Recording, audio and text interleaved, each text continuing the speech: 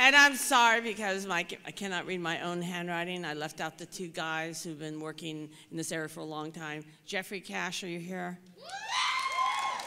I did. The young people love him. And Kevin Mann. Okay.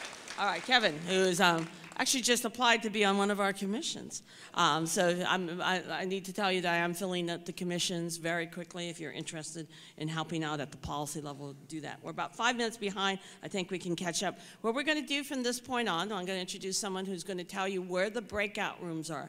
Now, these subjects were based on what people told us over the last few months of what they thought the major issues in this district are. You're going to get a chance to talk, to make recommendations to the group. We're going to come back. You can eat lunch in between. There's food out there in the hallway. Then we're going to have a report back from everyone. And it's very important, particularly, is the age drawing for everybody or just the kids? Okay. Especially if you're a young, huh? Okay, yes. If you are under 18, we're having a drawing for A's tickets and a dinner. So you want to stay to the very, very, very end.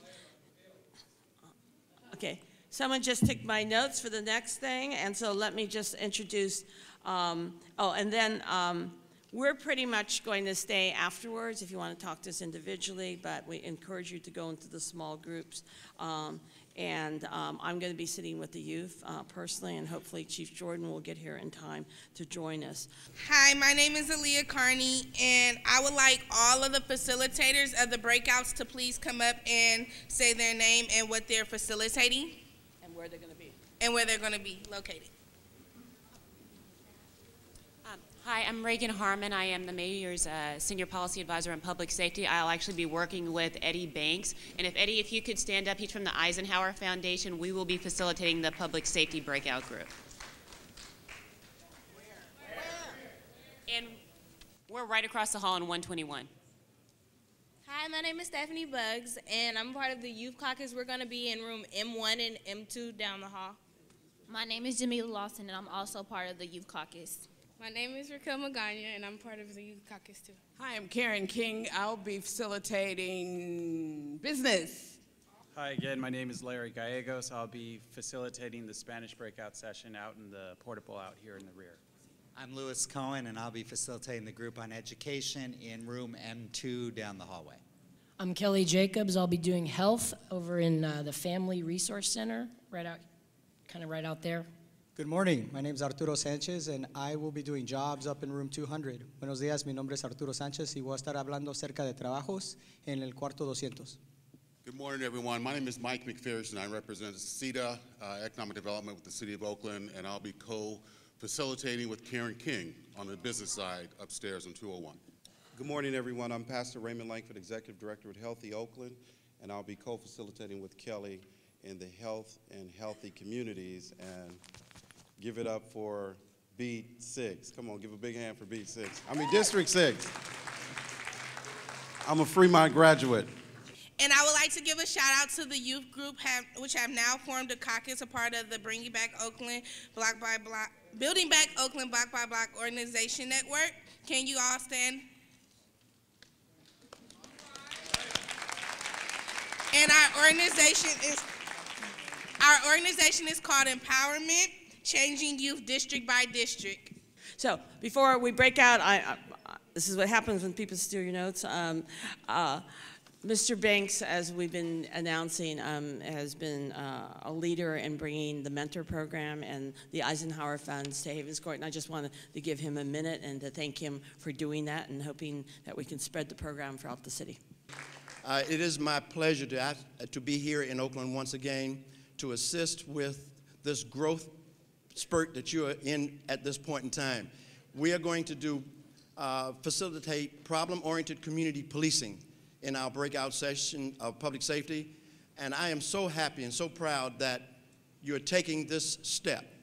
Working with your police department, your school police department, with your school, and with the mayor's office has been an absolute pleasure. The Eisenhower Foundation has pledged to support this program, and we're going to continue to stay with Oakland because we know with this dynamic leadership that you have put in place at this point in time that you're going to take this program, take your city, looking at quality of life issues, expand the success on all of the things that you've committed to do at this point in time, and you will be a leader not only in this state of California and taking the next steps to protect and nourish your community, but I think that you have the possibilities and the potential and the leadership to do it nationwide. I'm happy to be a part of it. The Eisenhower Foundation is happy to be a part of it, and we'll continue to work together to make a difference in this particular community. Okay, so lunches are that way. Go to your breakout groups. We'll be back here in about an hour. Building a relationship, building a partnership. We can put all of the fancy stuff with problem-oriented community policing you want to put with it. But the bare fact is that that police officer and this lady have great respect for each other. And they are willing to share and do things that's going to... You know why all this is so utterly important? Because it's really not about you. It's about your children. It's about your neighbor's children. In order to do that, you have to build the trust between each other. And I'm talking about trust between you and the police. Come on, people. What about trust between the two of you? You can build a trust with the person who lives next door to you or across the street or in front of you. Then you can begin to build a trust for the people who serve you. What I would like to see, I had the opportunity, but I didn't get to finish because I was taking another class, to take, I guess it's a citizens class where citizens were allowed to come to the class and they got to go through everything that the police do. They got to go through forensics, ride around in the cop car and stuff like that. Well, maybe something like for each cop's beat, they can have like the same thing if funding is available, you know, where the beat for the cops for that beat could come around and have a meeting and have the citizens to attend and whoever lives in that area and get to know each other. Giving a brief statement on what the most important thing that you feel needs to change in Oakland. So we can start with you. Hi, my name is Veronica. I'm with the Youth Outreach with District 1, and one of the things I would like to see change in Oakland is a higher percentage rate of our African American students, both men and women, graduating on time. Hi, my name is Arnie Sarami. I'm a digital connector. I live in Oakland. I'm part of the Youth Caucus, and I want to see the violence rate go down. My name is Andre, and I want to see safety improve for the community. And the issue that I see and would like to seek improvement in is retention throughout, from elementary up to high school, so that we can then have our minority students pursue educations in college. Because it's just from my time up here thus far, I see a lot of black youth walking around the streets. When I know from where I'm from, kids are usually in school, so it's just finding a way to keep them in school, K through 12. Para poder cubrir lo que él quiere, digamos, el estudio, dependiendo la carrera que él va a elegir o que es la que puede ser la más favorable, ¿verdad? Si están tratando de recortar maestros, dinero, y en nosotros en los trabajos nos están recortando el sueldo también, entonces digo yo, ¿para dónde vamos? Es bien difícil, ¿va? Y si no hay soluciones, como dice, podemos hacer todos los esfuerzos, pero si ellos tienen, digamos, ya la idea y no hay para dónde, lo van a hacer. Y entonces, ¿qué vamos a hacer? Está difícil. Y sí, les digo, ojalá que encuentren una mejor solución y que no sea el recorte en las escuelas. Part of solving the problem is by attracting those financial resources in order to help solve the shortfalls, the budget issues. Because that's really what it boils down to, is the financial inability to pay for a lot of these programs. how we can increase African American donations and raise awareness in our community of the need for this. And you might ask what my tie is to this.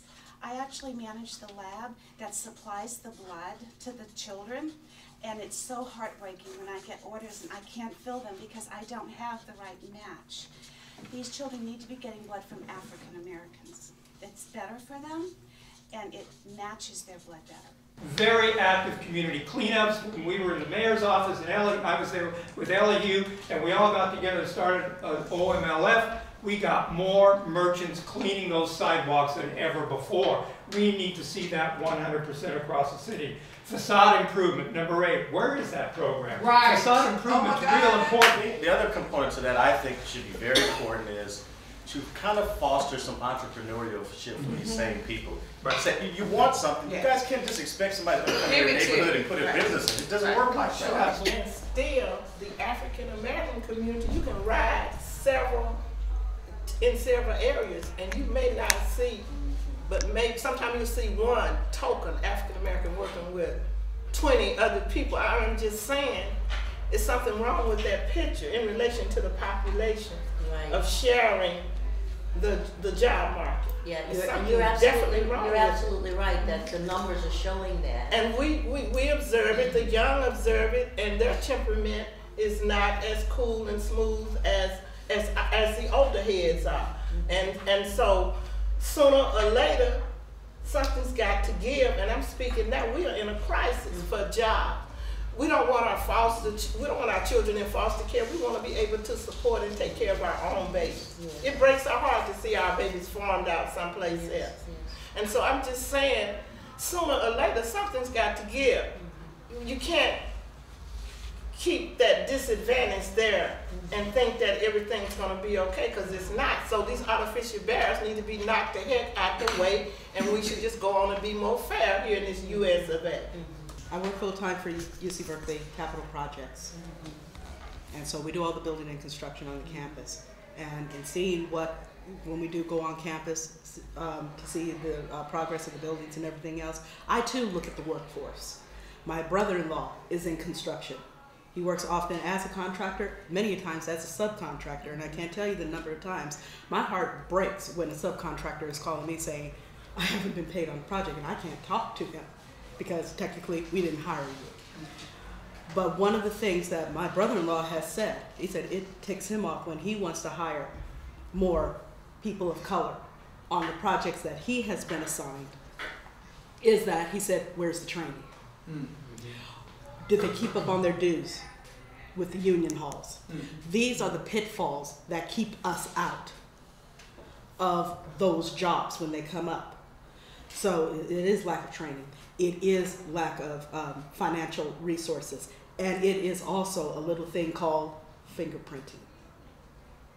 So many black men are failing to get these jobs because they cannot pass background checks.